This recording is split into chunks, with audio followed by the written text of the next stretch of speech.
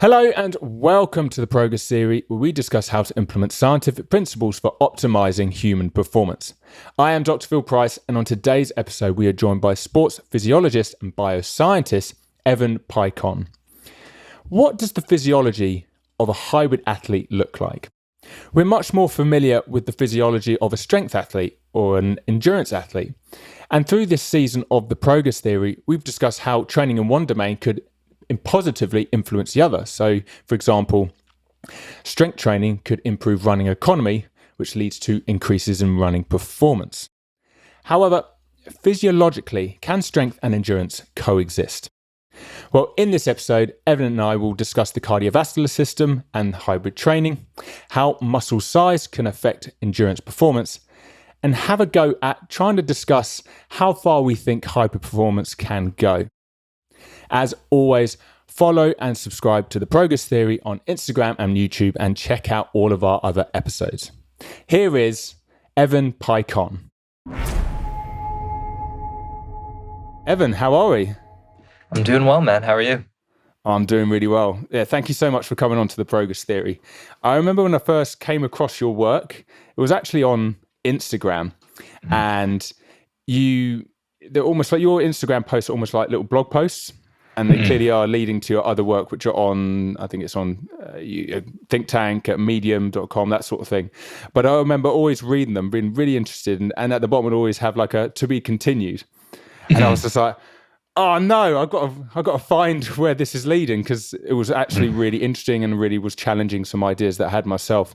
So, which I thought was really good, because I really think Instagram should be something that, it's an introductory thing to a topic. You know, you like this area? Come read this, where you can go into it in a bit more detail, rather than, I hate it when people would just see something on Instagram, try and memorize it and then use it. Use it as a window to a new area to learn, which is what I liked about what you were doing on Instagram. So that's how I first came across. So it's great that I've gone from that to this, to be able to ask a load of questions now. Yeah, I'm looking forward to it. Yeah, before we start, do you want to give a bit of an update or a bit of an overview of yourself and where you are now? Yeah, absolutely. So again, my name's Evan Peikon. I'm a physiologist and researcher. Most people probably know me from Training Think Tank. I worked for the company for about 6 years as a performance coach and sports scientist. And while I was there, I worked with a lot of top CrossFit Games competitors, a few people that have stepped on the podium as individuals and teams. And over the past 2 years, I also worked as an applied physiologist for a company called Emergent Performance Lab. While I was there, I consulted with a lot of U.S. professional sport teams and United States military special operations. These days, I work as a physiologist full-time for a biotech company. So my main job is building biosensors and working on analytics with those. So I've kind of bounced around a little bit over the years. No, that sounds really awesome. I would love to ask around your time at Think Tank, because that very much sounds like you're in the trenches, working with athletes, getting as much data as possible. And that's kind of what I gathered from the blog posts I was reading of yours. And, you were trying new things, and that's how you were learning. So what was it like working with the CrossFit athletes at Training Think Tank? It was a very cool experience. It was very humbling to start. Before getting into CrossFit myself, I was an endurance athlete. So I spent a lot of time in that world. I had actually coached quite a few endurance athletes before really transitioning into coaching with CrossFit. And over the years at Training Think Tank, it really challenged my ways of thinking, because prior to doing a lot of that hands-on work there, you couldn't really find a lot of information online about what the physiology of a top CrossFit athlete looks like, let alone even just hybrid athlete more broadly. And over the years there, putting those athletes through testing, I've done physiologic testing on low-level, intermediate-level CrossFit athletes, all the way up to top podium games competitors. And you just find things that you don't see in textbooks. And that really forced me to have to rethink how I thought about physiology, and particularly systemic cardiovascular control, which is really a topic that no one really talks about. in exercise physiology, but I actually think it's one of the most important disciplines to understand to really get a sense of how to train an athlete that wants to be very strong and also be enduring and do an endurance sport while carrying 200 pounds of body weight. Yeah, certainly. What was the main learning points you found when you moved from predominantly working with endurance athletes to suddenly going to CrossFit athletes? I mean, I guess, body weight is going to be such a big factor when it comes to the physiological system. Like, what were the main findings you think that you found then? Or should I frame the question as what were the biggest learning curves that once you got to testing with the CrossFit athletes, you're like, oh, I didn't realize it was like that, or that happens? Yeah. So one of the early things that just kind of messed with my mind for a bit is CrossFit athletes have disproportionately well-developed mitochondrial density, but simultaneously tend to have poor capillary density, which you don't see in endurance sports. That just doesn't really make a lot of sense if you're training like an endurance athlete would train. You tend to see those things scale with one another. But what you see with a lot of CrossFit athletes is they have great mitochondrial density, so they could utilize oxygen in the peripheral tissues at rates way beyond what you would see in an endurance athlete. But because the CrossFit athletes haven't spent the time developing that peripheral capillarization, they have a poor ability to dilate their blood vessels in the periphery. So they just kind of fizzle themselves out. The other thing that's kind of interesting is the athletes that do have that capillarization in the periphery and they can dilate their blood vessels, a lot of times they don't have good enough cardiac output for their brains to allow them to do that. So this is where we need to start thinking about systemic cardiovascular control.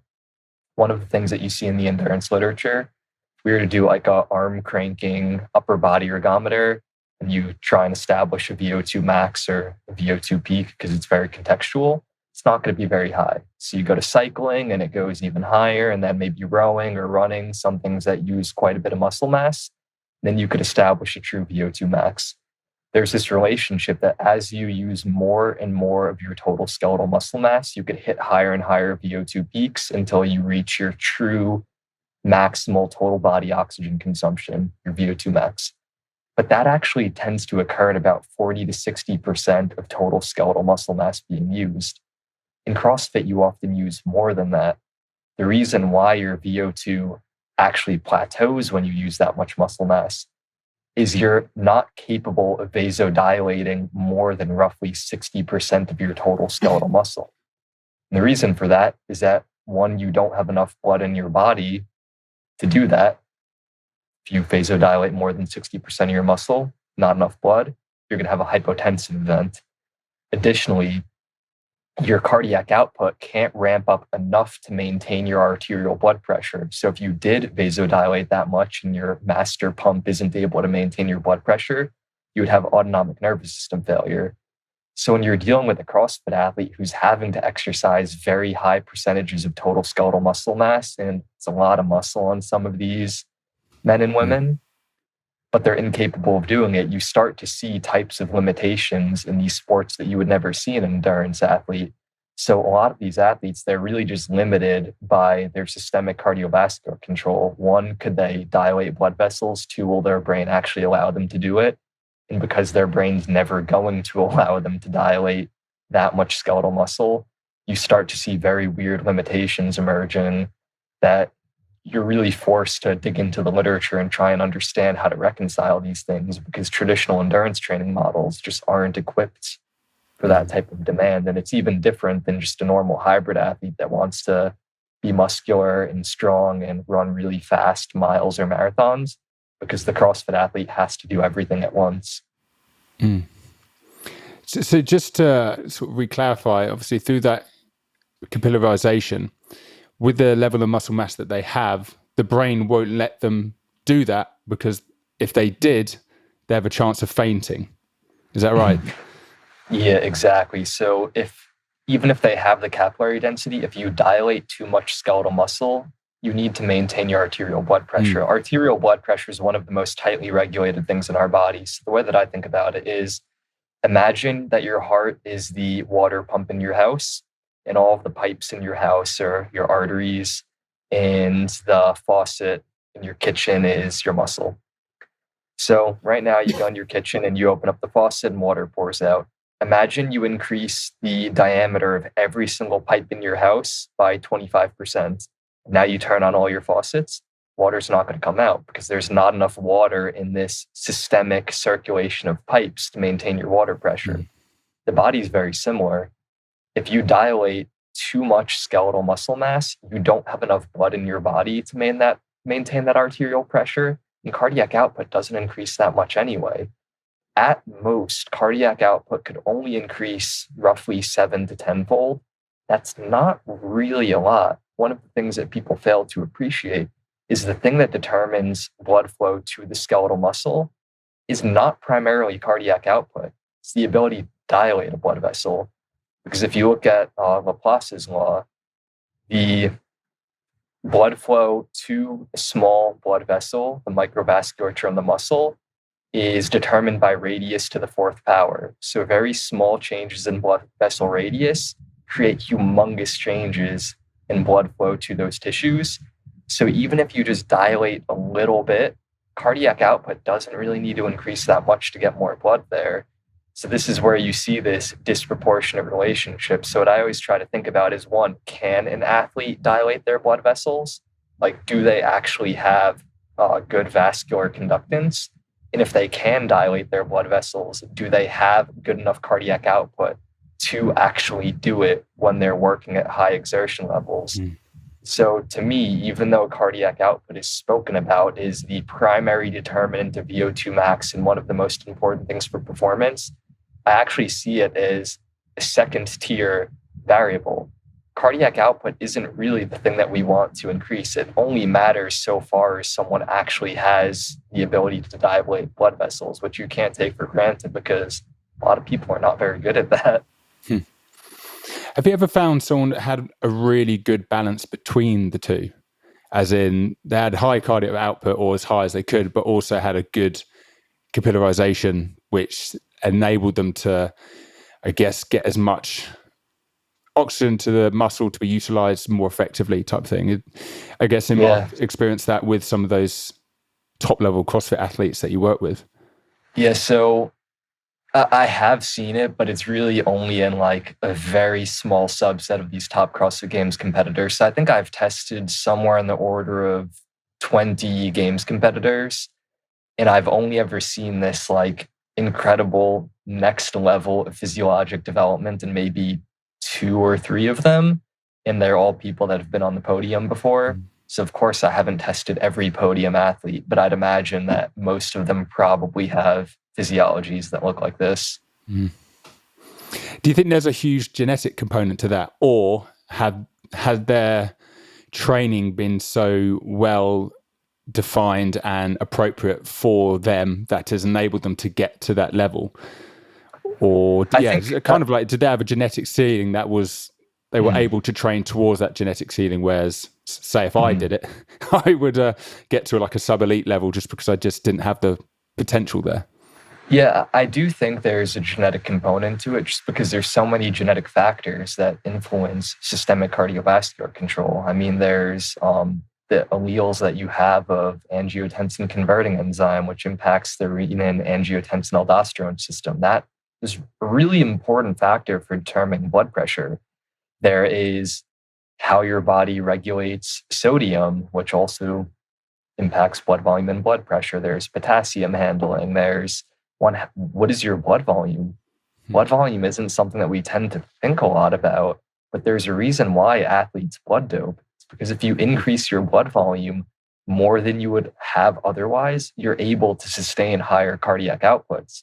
And that is something that is partially determined by genetics among training. So I think it's this mixture where your genetics is like the blueprint, but you need to realize those genetics to present this phenotype that will allow you to beat everyone in your competition. So if you don't have the genetics, you're not going to be a world-class performer, but just because you have them doesn't mean you will either. Genetics are necessary, but not sufficient.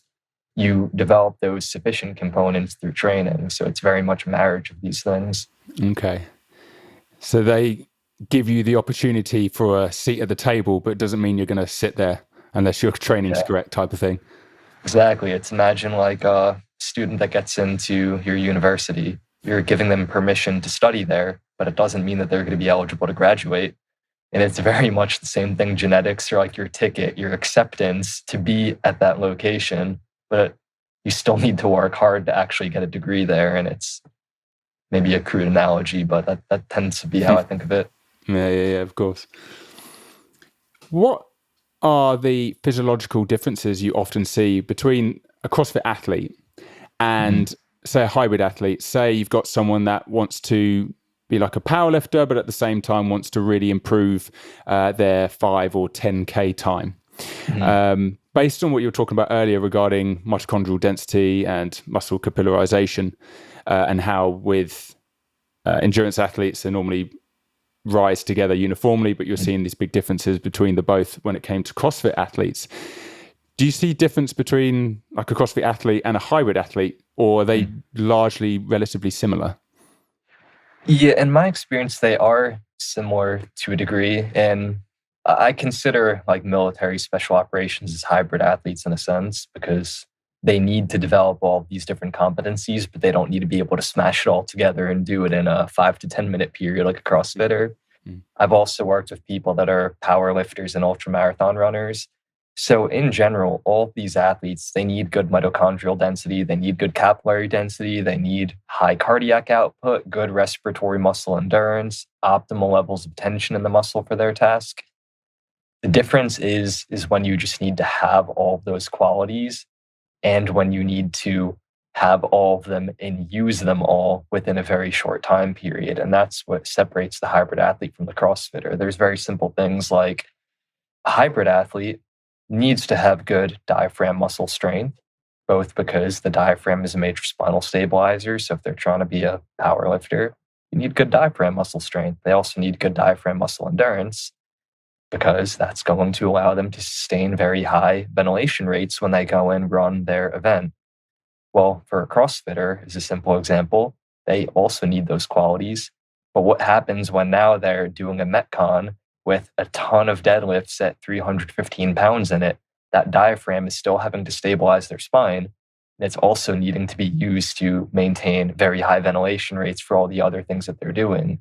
So it's the same physiology in both of those cases, but it's being used differently. And that's where there's other sports-specific requirements that a CrossFitter has that hybrid athlete doesn't.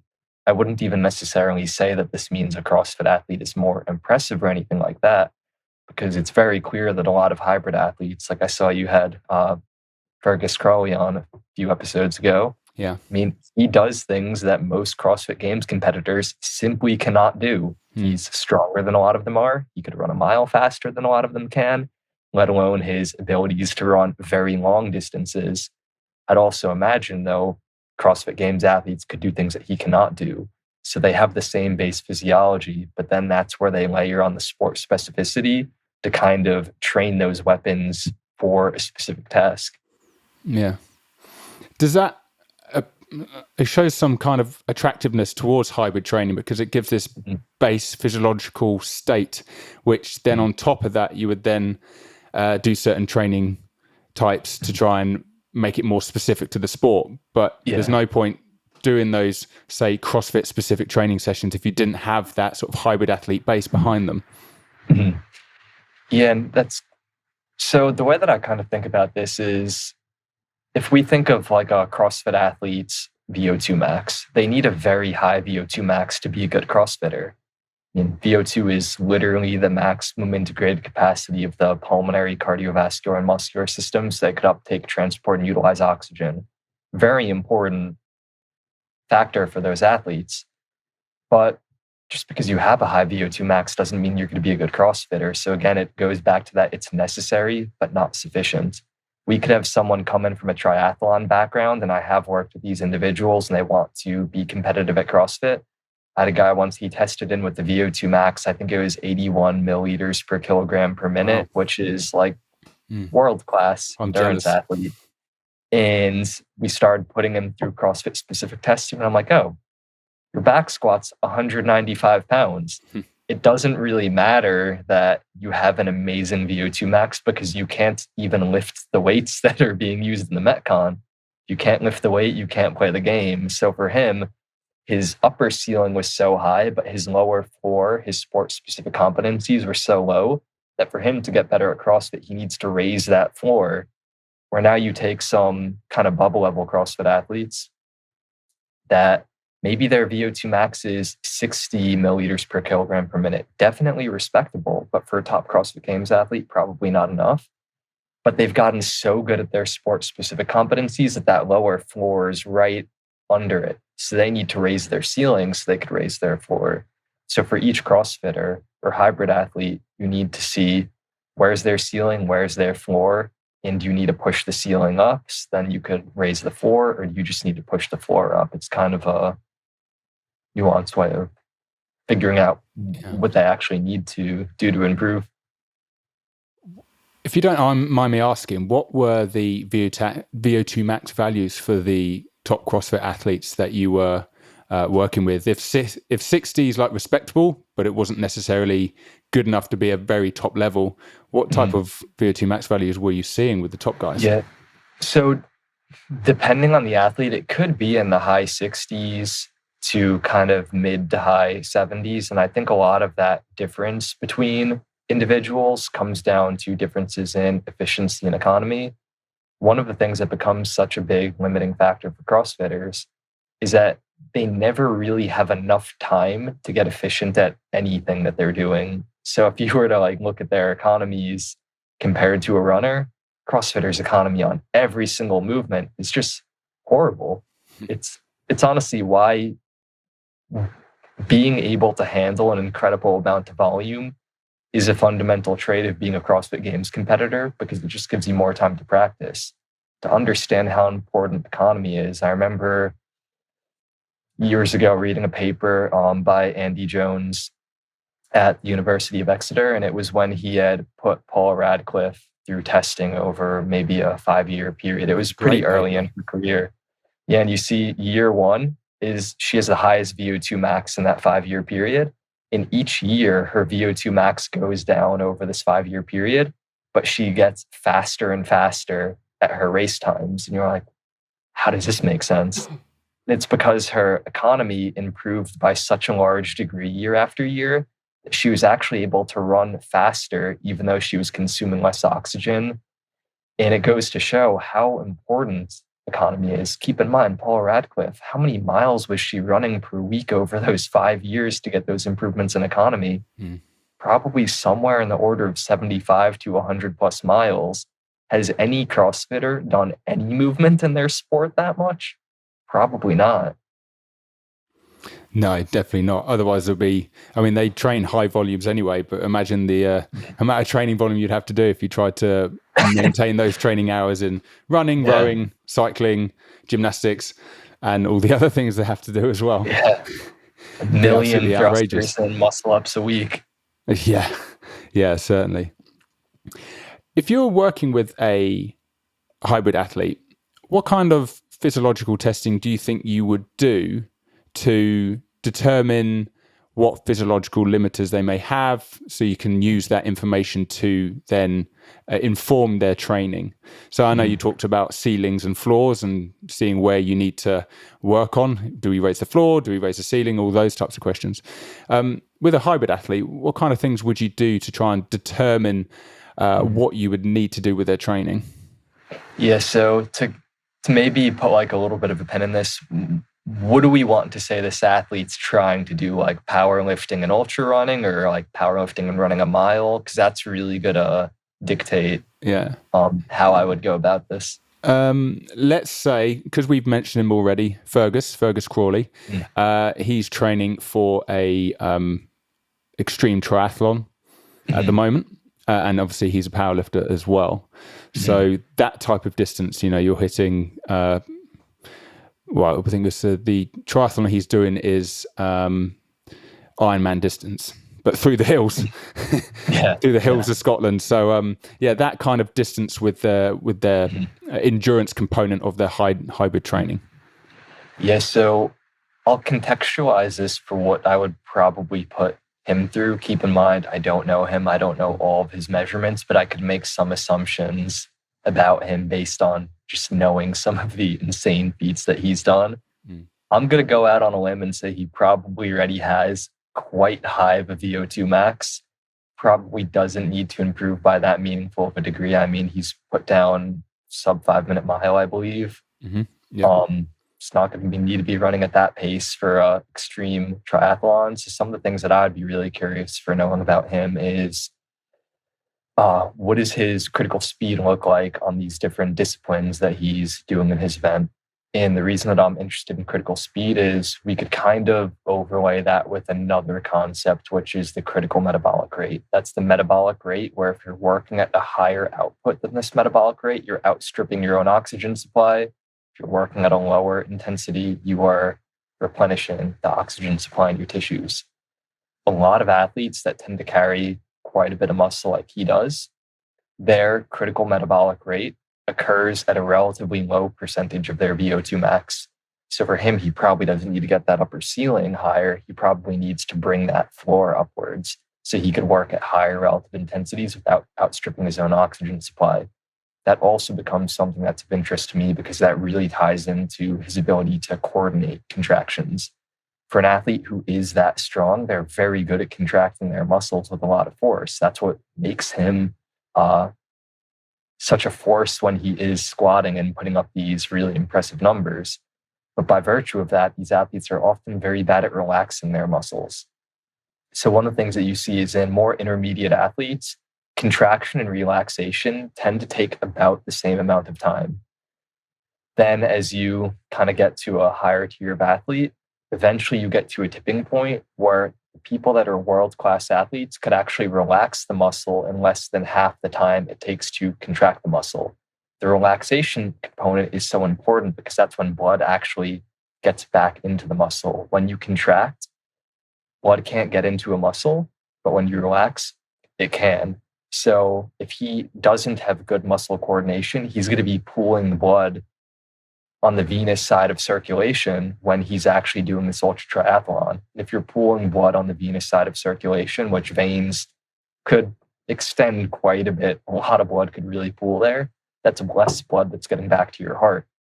Again, because the cardiovascular system is a big closed circuit and you have a finite amount of blood, the less blood that gets back to your heart, the less cardiac preload you're going to have. So you're going to get less stretching of the heart between contractions, and that means your stroke volume is going to decrease. And if your stroke volume is decreasing, that means your cardiac output is going to decrease. So now he may not be able to maintain the same degree of vasodilation in the peripheries. So I'd be trying to get different measurements of these various areas because I could make assumptions for him. I doubt he's limited by his ability to utilize oxygen in the tissues. If he were limited by that, he wouldn't be as strong and powerful as he is.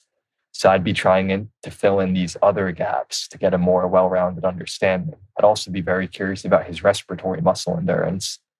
A lot of times, athletes that are very strong, they have incredibly strong diaphragms, but their diaphragms are also stiff. And they also tend to have very closed down infrasternal angles. So if you think of the angle at the bottom of the rib cage, it tends to get clamped down.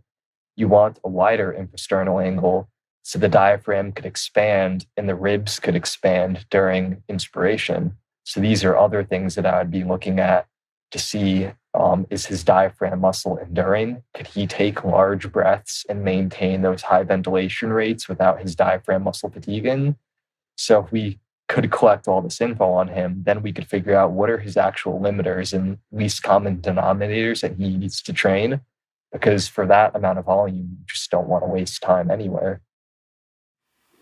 What kind of technology would you use to help with these assessments, especially around the ability to the muscle to relax?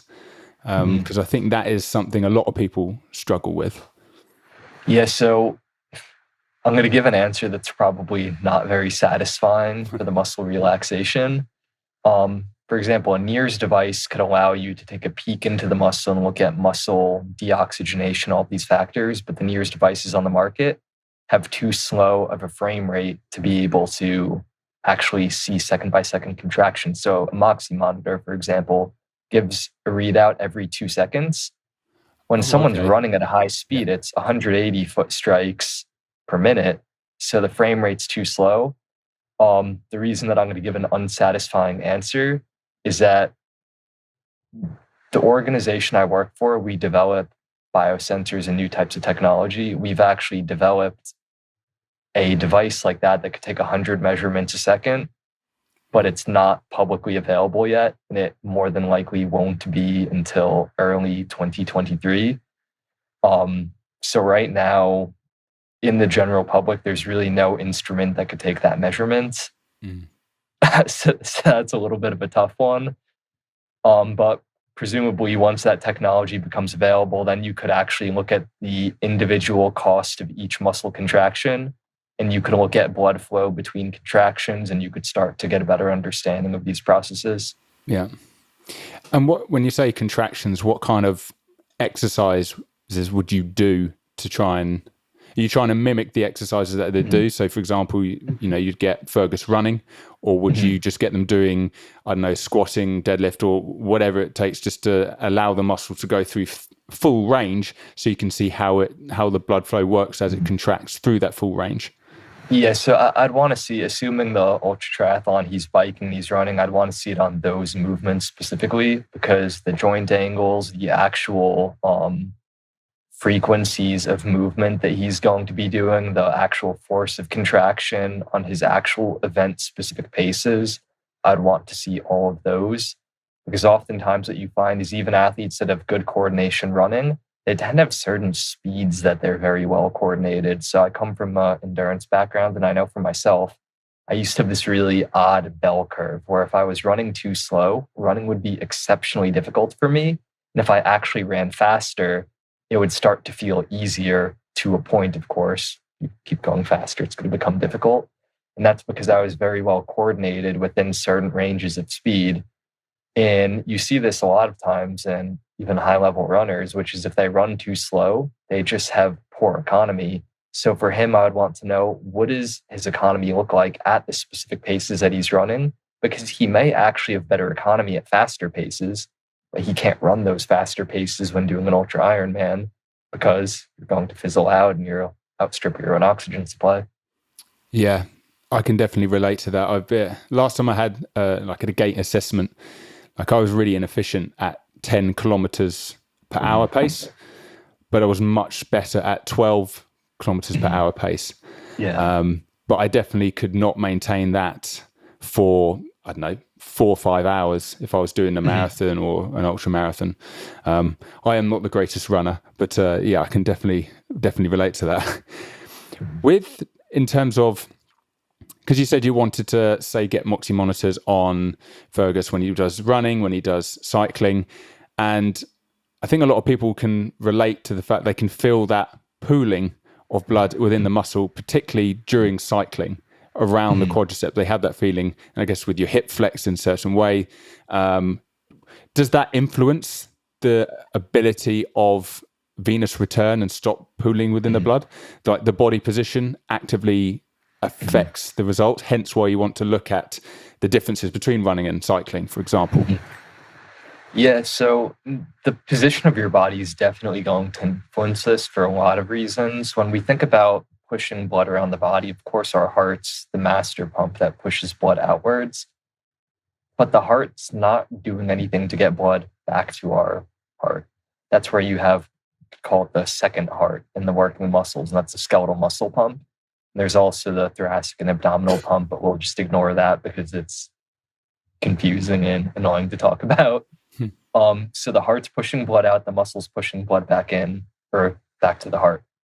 Well, if the muscle's not coordinated, it's not pushing blood back effectively. If you're contracting your muscles with too much force, you're actually creating a tourniquet in the tissue where blood is still going to be able to get in, but it won't get out. And the reason for that is that arteries are, you can think of them as more reinforced than veins are. Veins are thin-walled, they have large lumens, so they can expand a lot, and they're a low-pressure system. Or arteries are very thick-walled, have smaller lumens, and they're a high-pressure system. So if you have ever seen those garden hoses that have the reinforced mesh webbing around them. Mm-hmm. That's an artery. The normal garden hose is vein. So when you're contracting with a lot of force, you may not be creating enough force to compress an artery, but you're definitely compressing that vein. So blood goes into the muscle and it can't escape. That's really what the pump is when you're doing bodybuilding training and you're getting a pump in your biceps.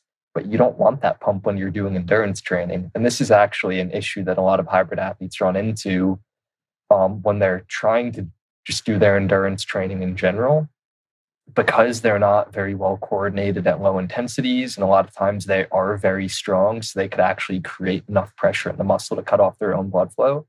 They actually have trouble doing what people tend to call like aerobic base work, because they may be working at a very low heart rate, 110, 20, 30 beats per minute. So you'd think, oh, this is an easy intensity for them. But when you take a peek in the muscle, you see they're actually pooling blood and deoxygenating those peripheral tissues.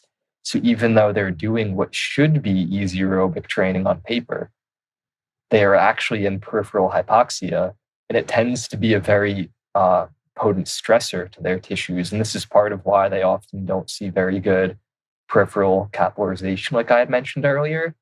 What develops very good peripheral capillarization is when you're getting a high enough blood flow through the muscles to create shear stress on the vasculature. And that's going to cause an increase in a molecule called VEGF, which is vascular endothelial growth factor.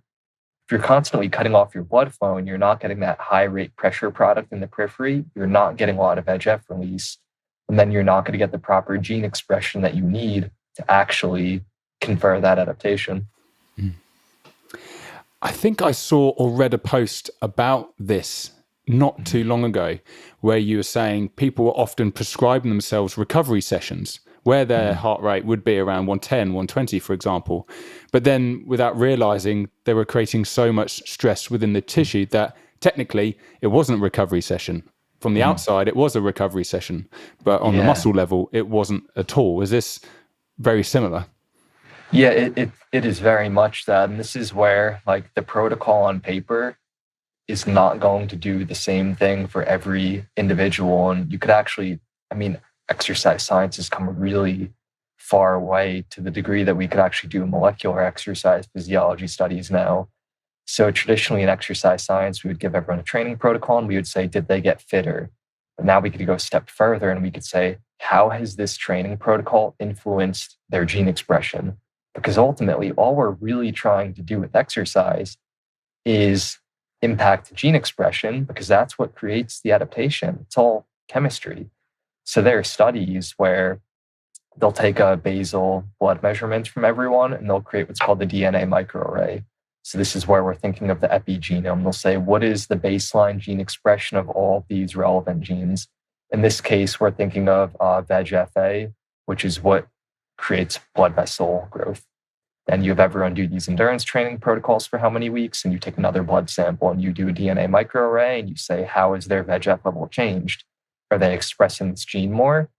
And depending on how the volume and intensity impacts a given individual, you see some people have these humongous spikes in VEGF-A.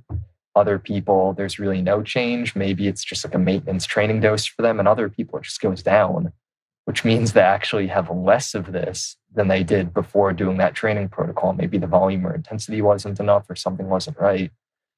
So this is where, of course, that it's very expensive to do these types of analysis. You also need to know how to do a bioinformatics analysis, which is a little bit of a tricky thing as well. But I'd imagine in the future, this will be something that's generally accessible that athletes could use and see how training impacts their gene expression. But in the short term, we have kind of proxy technologies. This is where we could use things like NIRS, or we could look at hemodynamics or do metabolic analysis to try and understand how training is impacting someone's physiology. And from that, you could start to piece together, well, is this thing that looks like active recovery or aerobic base work actually aerobic base work for this athlete? A heart rate monitor may not be the appropriate tool for that, where something like a muscle oximeter may be the appropriate tool. And as these technologies progressively get cheaper over time, it's going to be like a heart rate monitor. In the 1980s, no one used heart rate because it was incredibly expensive. And now everyone has a heart rate monitor. They're in every watch. You could get it for maybe 10 euros in some cases. I'd imagine these other technologies will be like that as well once, obviously, manufacturing costs become less and people start to show an interest in them as well. Yeah. It really is exciting where the training and exercise science is going to go, isn't it? Like, I'm sure it was only 5 years ago that the only place where you could really do metabolic testing was like at a university or some labs outside of the university system that had quite a lot of money. But now we're getting coaches and regular trainers that are creating their own labs, which is really exciting because it just means more data really and more things and opportunities for people to explore. I can't wait. I especially can't wait to see what happens regarding that NIRS system, that with the frame rate of 100 per second compared to 1 per 2 seconds. I mean, that's such a big jump, and that's going to bring in so much more information. Yeah, I'm very excited to see how people start using that. And I mean, going back to your point that more research is being done in general. I mean, 5 years ago, exercise science studies were being done at universities, but now even some of the biggest companies in the world are starting to get invested in this. Like actually the highest funded exercise science lab that has collected more data than any other lab in the world is Apple now. Who would think that Apple has an exercise science lab? But they do. And the reason that they're investing so much money in that is probably because they're going to be rolling out some of these new measurements into their wearables. So, I mean, once you have these very large companies starting to produce these technologies at scale, that's where you could see the research really changing because, of course, like the average sports tech company, they don't have that much money, so they can't get their production costs that low. When you have these giants getting involved in these industries, I think that's going to cause these huge paradigm shifts over the next few years. What new information do you think you're going to find with your new NIRS system with such a increased frame rate? How do you think what information do you think that's going to give you that then starts questioning your original beliefs around what happens with training? Or do you think it might just clarify what you already knew, just with more detail? Yeah, I think it'll be a little bit of both. I mean, you could never really know what you don't know, so I will say that. Yeah. The other thing, unfortunately, I can't talk about too much right now, is that it's also going to measure about a dozen other biomarkers. And I think those are the ones that are really going to show some things that we're not expecting, particularly because some of them are biomarkers that have never been developed before, that our team has figured out a way to actually measure them. So there's not even exercise science literature on how these things change during exercise.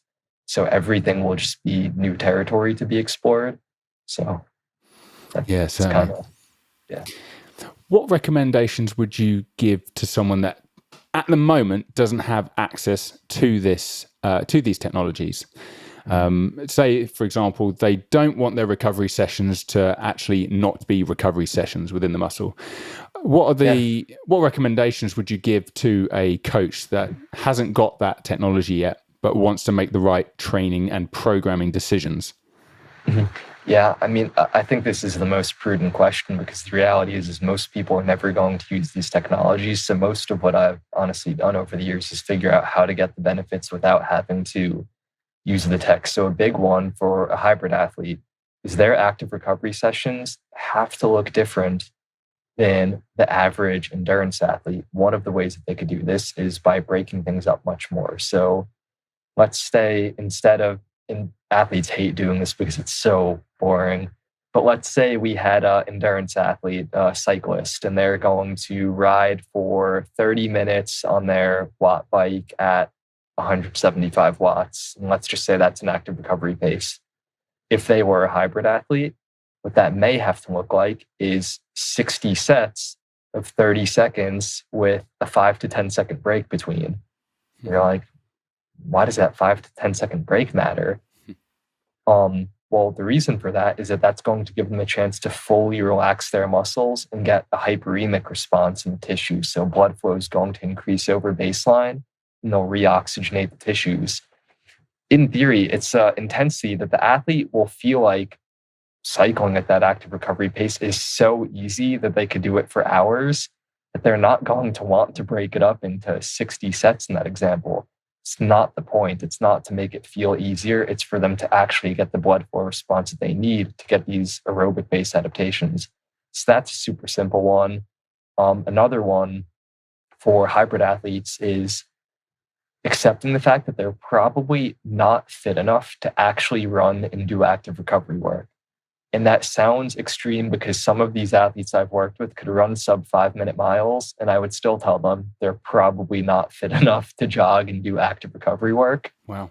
So for them, it may have to be walking at a very brisk pace, maybe even just walking uphill at a brisk pace.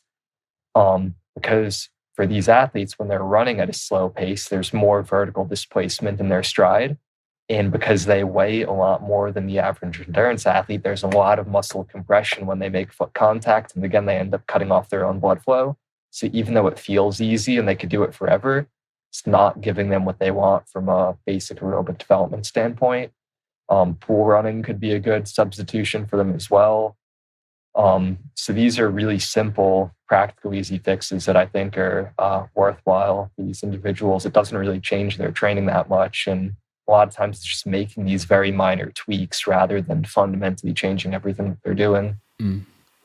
Would these sessions be essential, not only because they're there to try and improve recovery, but they're essential to try and avoid pooling of the blood, avoid or improve venous return, that type of thing? Like that's a physiological reaction or response that we want to train within our athletes. So does these sessions become really, really quite important to try and improve blood flow for these athletes?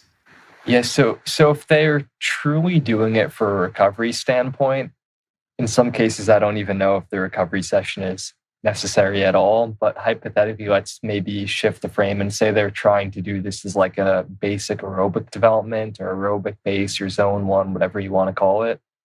That's where these strategies could be very useful. You could even use these strategies on some of their higher intensity work as well, though. So let's say I'm working with endurance athlete and they have more of a traditional build for an endurance athlete, and I'm having them do 5 1K repeats at slightly faster than their 5K pace.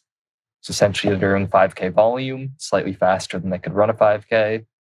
That's obviously because they're breaking it up a bit. For one of these hybrid athletes, I may structure that differently. I may have them do 5 200-meter runs at that pace with a very short break between those 200-meter runs, to say 200 meters, rest 20 seconds and do that 5 times, then have a longer rest and go through 5 series of that. So they're still accumulating 5,000 meters of running at the same pace, but they're breaking the individual 1Ks up a little bit more so they're able to restore blood flow, knowing that they're not going to be able to do that as well as a more traditional endurance athlete.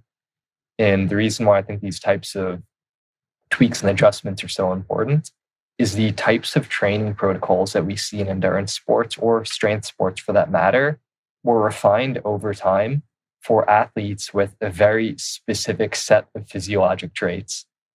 What becomes prudent to note is that when you take someone that has a very different training background, different type of physiology, and you try and put them in that sport, they're going to have to train in a very different way.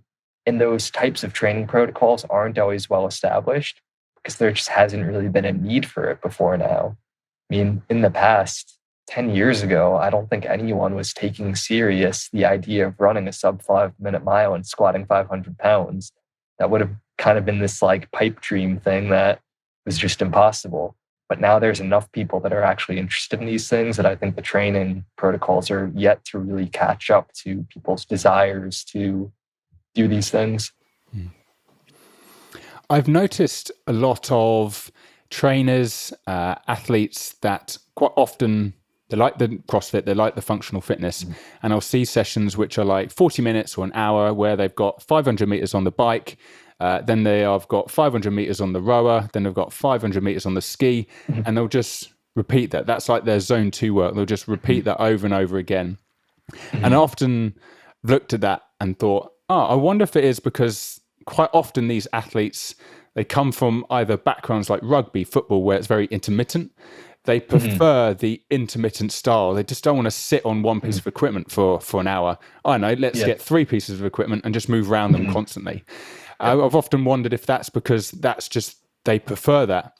And now I'm starting to rethink, actually, have they found a little bit of a trick? And just by moving from one piece of equipment to the other, it gives them that 5-second break, which then breaks it up, improves blood flow, and actually is having a beneficial response to the training. Maybe they've done something which they should have been doing, or, well, put it this way, I've often think, why don't you just stay on for a bike for an hour? Is that because staying on a bike is hard and you want to avoid that, when really they're actually doing something correct based on certain adaptations? Yeah, I think it could be a little bit of both, because having worked with a lot of CrossFitters, I will say it is a crowd that very much likes novelty, tends to kind of crave that. So I think them wanting to do their aerobic development in that fashion might have to do with that a bit. A lot of them just don't like to sit still and do the same thing. But I also think there's something to them finding something that works for them, because they're allowing themselves to reoxygenate these peripheral tissues while still getting this central cardiovascular development. So it may actually be a good approach for them. I've also seen other things work well for these individuals, and this sounds so silly, and it looks kind of ridiculous when people do it. But if a CrossFitter wants to like row, for example, for their active recovery work, they could elevate the front end of the rower slightly, so it's a little bit higher up. It almost looks like they're trying to row up a hill. And the reason for that is that there's going to be less pooling in the lower limbs, because they're elevating their lower limbs relative to their core. So it's going to be easier for blood to get back to the heart. Versus a normal concept 2 rower, it's actually tilted in the other direction with the feet even lower. So more blood is going to pool there, and it's going to be hard to push that blood back. So there's even like weird little tips and tricks that people could do like that to better get these adaptations without actually having to change their training. If they're going to row for 30 minutes anyway, just pop a 10-pound bumper, 15-pound bumper plate under the front. Yeah, that's a great idea. I never really thought of that. I can imagine someone listening to this podcast now, and they take it to the extreme where their rowers now at like a 90-degree angle. They're rowing upwards. Yeah. It'll be like ego lifting on Instagram or something like that. Yeah. Well, at that point, you're going to have to be using a lot of hamstring strength to actually slide yourself upwards. That's impressive in a completely different way. All arms, and all it is like this extension coming from your lip. Going to what Fergus Crawley achieved regarding I think it was the 250 kilo squat and the marathon and the sub 5 minute mile. Where do you think hybrid training could go? So that seems to be a bit of a peak at the moment. That's something that people see as kind of like, I don't know, the 4 minute mile at the moment. Can that be, can we go further than that? Yeah. Where do you think a hybrid athlete has the potential to go? Could we see 300 kilo squat and a sub 3 hour marathon? Or has that even been done? I'm not sure. Yeah, I have no idea if it's been done, but I mean, the fact that he has done what he has done, that Adam Klink has done what he's done, I mean, to think that that is the pinnacle of what humans could do, I think is just completely outrageous. I mean, the barrier has to be further than that. I just have trouble believing that that is the strongest and highest capacity a human being will ever reach. That said, I don't know where the peak is. I think there's ways to figure this out. For example, it was like the 1970s, Michael Joyner had basically estimated the fastest that he thought a human being could ever run a marathon based off of mathematical models. He said, okay, someone that's going to run a sub 2 hour marathon, they're going to need to have a VO2 max that is at least this high. But he also knew that as VO2 max gets higher and higher, you become less efficient. this idea that you can't hit the double jackpot. You can't have the highest VO2 max and the highest economy. There's actual metabolic trade-offs. So he said they need a very high but reasonable VO2. They need a higher than average economy. They need a lactate threshold that falls at this level relative to their VO2, and he did a bunch of back of the napkin calculations. He's like, I think the fastest marathon ever is going to be about a 156 point something. Everyone's like, no way. No one's ever going to run a sub 2 hour marathon. I mean, at the time, the world record was like 2 minutes, 2 hours, 6 minutes or something. And he's like, no, it's going to be done. The interesting thing is Eliud Kipchoge pretty much perfectly hits on all of those different markers that Michael Joyner expected. Kipchoge is a very high VO2 max, but it is not the highest VO2 max out of world-class marathoners by any means. But his lactate threshold and his economy pretty much fall in line with Joyner's calculations. I'd imagine you could do something similar. You could say, what would be the most optimal frame for squatting 300 kilos? You'd probably find that's probably not the most optimal frame for a sub 3 hour marathon. So you'd have to find, what is this trade-off of height, weight to be able to accomplish this? What do they need in terms of VO2 max, etc.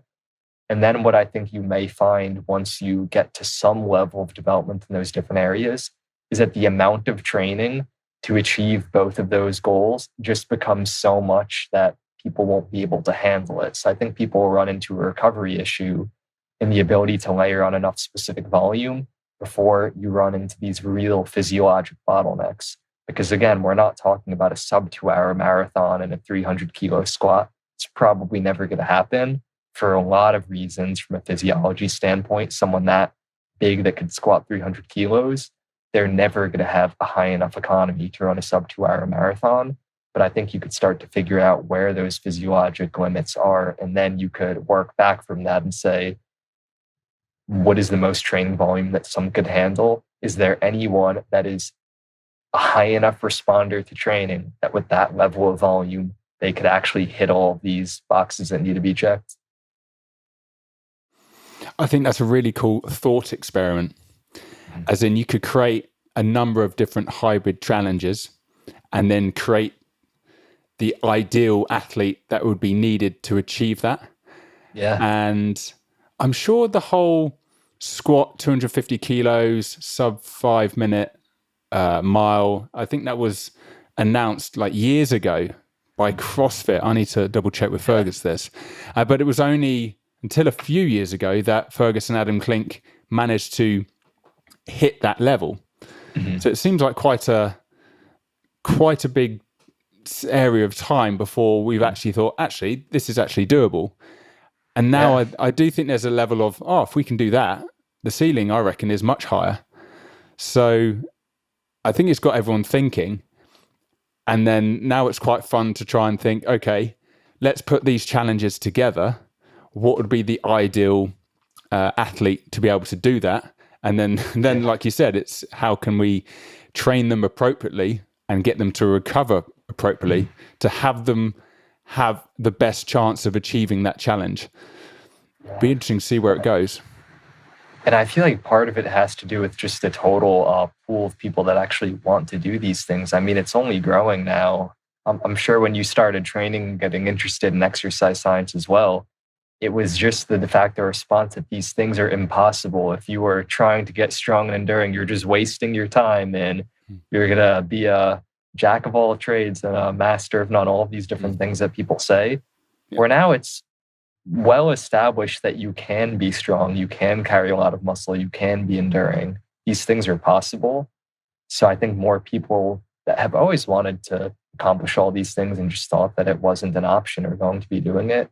And I think the interesting thing is you see, maybe this isn't the case across the board, but a lot of these people that are amazing hybrid athletes, they're people that aren't traditionally good at most of the sport options available. I will say that the vast majority of CrossFit Games competitors that I've worked with were not very good athletes growing up. They did sports, but they were never the strongest person on their team. They were never the most enduring on their team or the fastest on their team. And it wasn't until doing CrossFit that they realized, hey, I have the ability to be just as strong, whether I'm powerlifting or whether I'm powerlifting and running. My mile time is just as fast when I'm only training for a mile versus when I'm also Olympic weightlifting and doing these other things. And they realize that their gift isn't that they're particularly good at any one thing. In fact, even if they specialize, they are often not very good at any one thing, but they could be quite good at many things simultaneously. And that's kind of the unique aspect. And I do wonder, how rare of a trait is this really? I have a hard time believing that the athletes that just happen to do CrossFit and get to this level of fitness, that they're the peak of hybrid athlete development. I think if you just think of the broad swath of the human population that's actually doing hybrid sports and just the wide genetic variability, that we're probably very far from seeing what people could really do when they want to kind of throw their hat in all these different rings.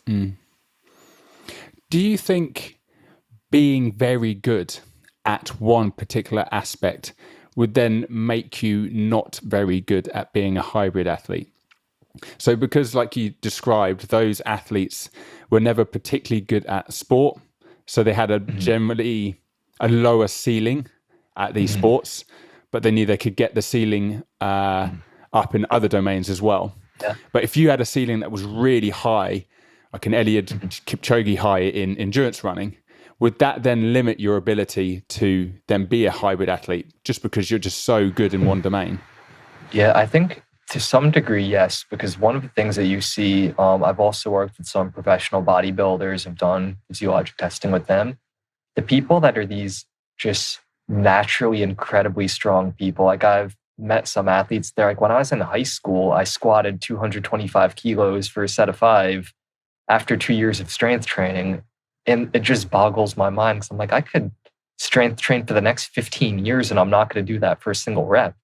Like, it's just not in my makeup.